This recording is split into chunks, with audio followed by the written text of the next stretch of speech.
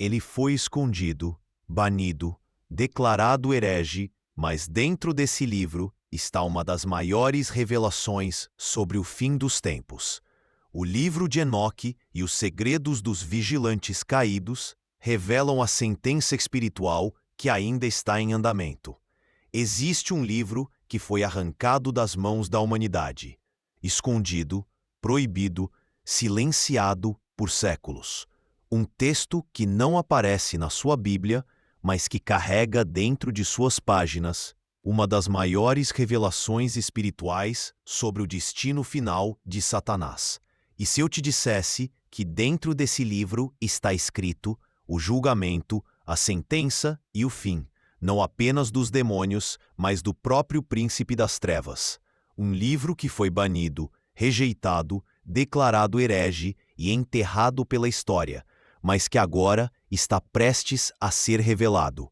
O que você vai ouvir hoje não é algo que você encontrará facilmente por aí.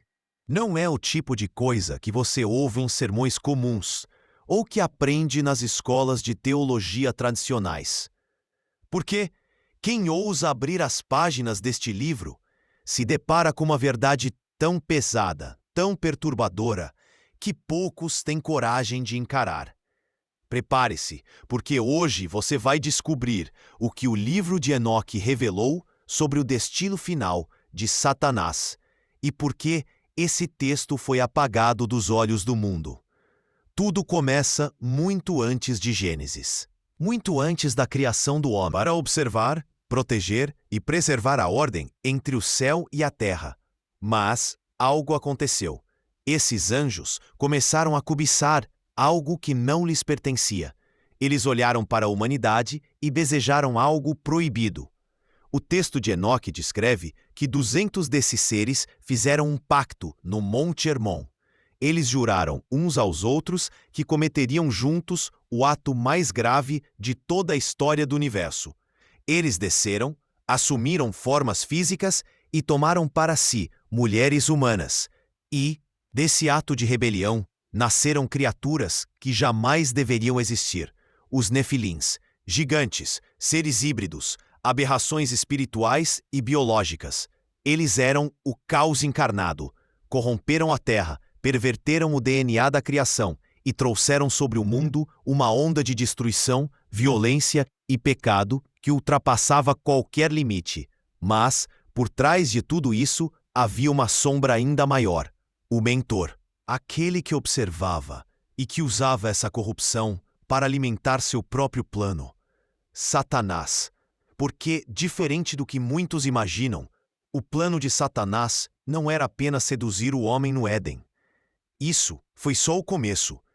Seu verdadeiro plano era muito mais profundo, muito mais sombrio e muito mais complexo. Ele sabia que se pudesse corromper aquilo que Deus havia criado desde sua base genética, desde sua estrutura espiritual, ele poderia quebrar o plano da redenção. Porque se a humanidade fosse corrompida até o nível de sua própria essência, não haveria mais como Redentor nascer. O plano era interromper a linhagem do Messias. Por isso, a rebelião dos vigilantes não foi um evento isolado. Foi uma estratégia coordenada, meticulosa, arquitetada nas profundezas do reino das trevas. Mas o que eles não esperavam era que Deus responderia com uma sentença tão severa, tão definitiva, que ecoaria até o fim dos tempos. O livro de Enoque revela que quando os vigilantes cometeram essa transgressão, Deus convocou um concílio celestial. Anjos, mensageiros, príncipes, todos foram chamados, e a sentença foi declarada. O líder dos vigilantes, chamado Senjasa, e seus seguidores seriam aprisionados, não no inferno, não no lago de fogo, mas em um lugar específico, um lugar tão profundo, tão obscuro, que nem mesmo os demônios desejam se aproximar: o abismo. O texto diz que esses anjos foram acorrentados e lançados nas profundezas até o dia do juízo. Mas isso era apenas parte da sentença, porque o livro de Enoque vai além. Ele revela que essa sentença não se limitava aos vigilantes. Ela incluía também o próprio Satanás, porque enquanto os vigilantes corrompiam a terra fisicamente, Satanás movia as peças espiritualmente. Ele não participou diretamente da união com as mulheres, mas ele manipulou, incentivou e arquitetou tudo. E por isso, sua sentença também foi selada. O que quase ninguém sabe é que no livro de Enoque existe um capítulo inteiro dedicado ao futuro de Satanás. E o que ele revela é simplesmente aterrador. De acordo com o texto, após o aprisionamento dos vigilantes, Enoque foi levado em espírito até os portões do abismo, e lá ele viu os espíritos dos gigantes, filhos dos anjos e das mulheres, vagando pela terra como demônios, atormentando os homens. Mas isso não era tudo.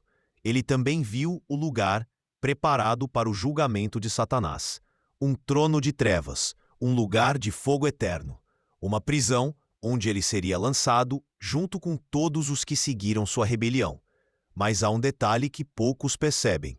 Esse lugar ainda não está ativo. A sentença foi declarada. O decreto foi emitido. Mas a execução ainda aguarda o tempo determinado. Por enquanto, Satanás continua livre. Não porque Deus não tenha poder para detê-lo, mas porque o plano ainda não chegou ao seu ápice. Porque há um ciclo que precisa ser cumprido. Um ciclo de justiça, um ciclo de testemunho, onde a humanidade escolhe livremente de que lado quer estar. E quando esse ciclo se fechar, então o trono será ativado, o abismo será lacrado e o destruidor será destruído. Mas, sabe o que é mais assustador? O próprio livro de Enoque revela que enquanto o dia do juízo não chega, Satanás atua. Ele não está preso como os vigilantes. Ele não está limitado ao abismo. Ele anda, observa, manipula, controla, engana e prepara o mundo inteiro para a sua sentença final. E sabe como ele faz isso? Criando sistemas, governos, religiões falsas, movimentos culturais, ideologias. Tudo, absolutamente tudo, é uma engrenagem que ele usa para afastar o maior número possível da verdade. Porque ele sabe, o tempo está acabando, e quando o trono for ativado, não haverá escapatória, nem misericórdia, nem retorno. E aqui começa a revelação que muda tudo, porque o próprio livro de Enoque conecta a sentença dos vigilantes com o Apocalipse. Ele mostra que o mesmo lugar onde os anjos caídos foram presos é o mesmo que se abrirá. Em Apocalipse capítulo 9, quando a chave do abismo for entregue, quando o poço se abrir e quando aquilo que está lá dentro emergir pela última vez. Mas isso é apenas o começo, porque o que vem depois é ainda mais sombrio, mais aterrorizante e mais definitivo. O que Enoque viu não era uma simples visão, não era uma metáfora, nem uma simbologia poética. Era uma sentença espiritual já decretada, aguardando apenas o tempo determinado. E aqui está a revelação que quase ninguém ousa falar. O próprio trono onde Satanás será lançado já está preparado. Os registros, os livros, os anais do céu já carregam a condenação dele. Mas há algo mais sombrio, algo que poucos percebem, porque o mesmo texto que revela o destino dos vigilantes e de Satanás também deixa claro que não serão apenas eles que cairão nesse juízo. Todos aqueles que escolheram a mesma rebelião, que concordaram com o mesmo sistema, que caminharam debaixo da mesma influência, também terão o mesmo destino. E aqui não há meio termo. O livro de Enoque deixa claro: existem os filhos da luz e existem os filhos das trevas. E quando o dia chegar, quando os portões forem abertos, quando as trombetas soarem, cada um será selado, cada um será marcado, cada um caminhará para seu destino final. Porque Deus não apenas vê, Ele anota, Ele registra, Ele separa e Ele julga. O que está prestes a acontecer no mundo espiritual é o cumprimento de um decreto que antecede até mesmo o Gênesis. Satanás sabe disso. Ele leu esse decreto. Ele estava lá quando foi anunciado. E é exatamente por isso que ele tem pressa. Por isso ele corre. Por isso ele acelera os sistemas, as guerras, as corrupções, a decadência moral, o colapso espiritual. Ele sabe que está correndo contra o tempo. Porque quando o último nome for selado, quando o último justo for separado, quando o último filho da luz for marcado, então o céu se levantará, e o trono da sentença eterna será ativado. E sabe o que é mais assustador? Essa sentença não será executada apenas por anjos. Apocalipse, capítulo 20, verso 10. O diabo, que os enganava, foi lançado no lago de fogo e enxofre, onde estão a besta e o falso profeta, e de dia e de noite serão atormentados, para todo sempre. Esse é o destino final. Esse é o decreto. Esse é o fim do príncipe das trevas. Mas não pense nem por um segundo que ele aceitará isso passivamente. Não, ele vai lutar até o último segundo. Ele vai levar o máximo de almas que puder, porque ele sabe, ele já perdeu, ele já foi julgado, ele já foi condenado. Mas, até que a sentença se cumpra, ele age, ele seduz, ele engana, ele destrói. Ou agora, a pergunta que queima como fogo: por que esse livro foi removido da sua Bíblia?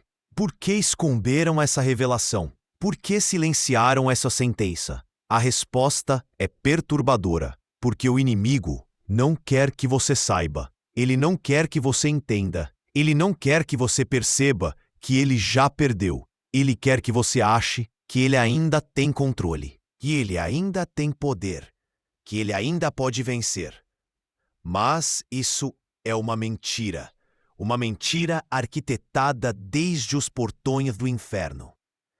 Porque a verdade é que o livro de Enoque não foi rejeitado por falta de inspiração. Ele foi rejeitado porque ele revela demais. Ele expõe o plano inteiro. Ele desnuda a estratégia dos anjos caídos. Ele escancara o sistema. E mais do que isso, ele revela o final.